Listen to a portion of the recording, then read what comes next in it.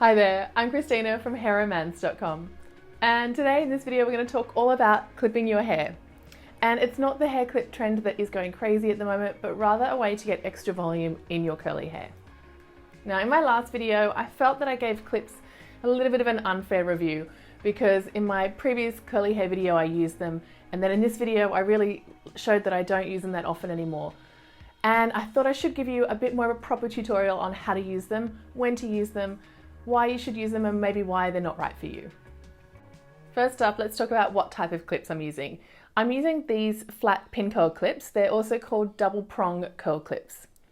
You can find these at a few different price points, but my friend Smaggle knows if you buy the cheap ones they will rust, and that means they can leave marks in your hair.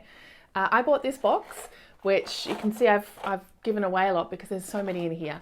And this was $10.95, and it's so old the plastic is yellowed. So look, that'll give you an indication of how many clips you'll need. So you can split a box with a friend. It's going to cost you like a couple of dollars, not even an expensive thing to buy. There are some more expensive ones of these on the market, such as the Diva curl clips, which I think are more of a silicone or plastic. These can work just as well, and it's really up to you and what you find works for your hair. The one thing you want to look for though is a clip that finishes flat and won't leave a mark in your hair. Okay, so we know what clip we're using. Now where do we put them in our hair?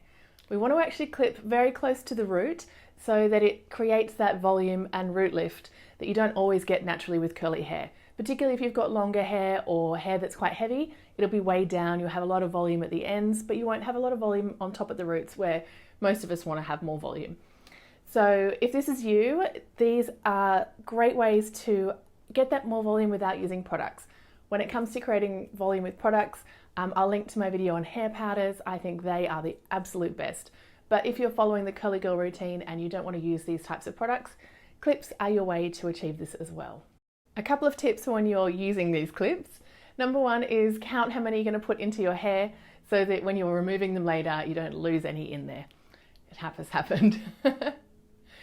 Once you've counted the number that you want to put in your hair, I like to think of positioning them almost in like a herringbone pattern. I think that if you think of this sort of slightly crisscrossing arrow pattern through your hair, I think that gives a more natural root pattern and gives you easier volume to manage after. But what does that actually look like when you're putting it in your hair? Let's get a little bit closer and I'll show you what I mean. Oh, and I forgot to add, this is my hair washed with curl product and gel applied before I'm about to diffuse my hair, so it's still quite wet at the moment. And I'm going to show you, I'm going to move my deep side part in just a little bit more towards the middle and show you how I'm going to clip it. To create the part, I like to go for more of a zigzag, not in your real 90s style, but more just to distribute the volume of your hair. If you have a very straight part, you'll end up with a flat section of hair and then your curls. So by creating a zigzag, it gives a more even, voluminous look. Then I try and keep all the clips pointing towards that part line and clipping on either side of the part, holding up those sections to create more volume and lift, kind of where I want my hair to sit when it's dry. Then once I've clipped along the part, I'll look for other sections around the crown or to the sides that need a little bit of a lift as well.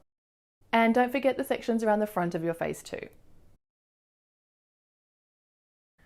Now this is a really simple way to clip up your roots. You may want to use more pins or fewer, it's entirely up to you. What I would recommend when you're first starting to do this is just to take a note of where you put them and how many you used so that you can check to see how it works over time.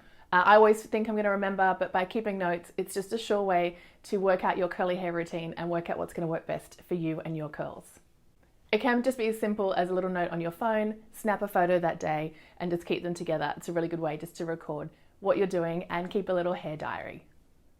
Now with these clips you can air dry, diffuse dry, any way that you prefer. And then once your hair is dry, take them out and you're ready to go. You should have a really good root volume boost. So why wouldn't you want to use them? For me, they can sometimes be a little bit fiddly, and if I'm in a rush and I don't get them in the right place, I can end up with a little bit of a kink or a little bit of a weird hair sitting. And because I like to use volume powders, I can easily fix any flat sections of hair afterwards with product. But if you don't want to use product, use the clips. But if you want to take a little bit, if you don't have the time, these are a little bit more time consuming, so maybe a reason that you don't like to do it.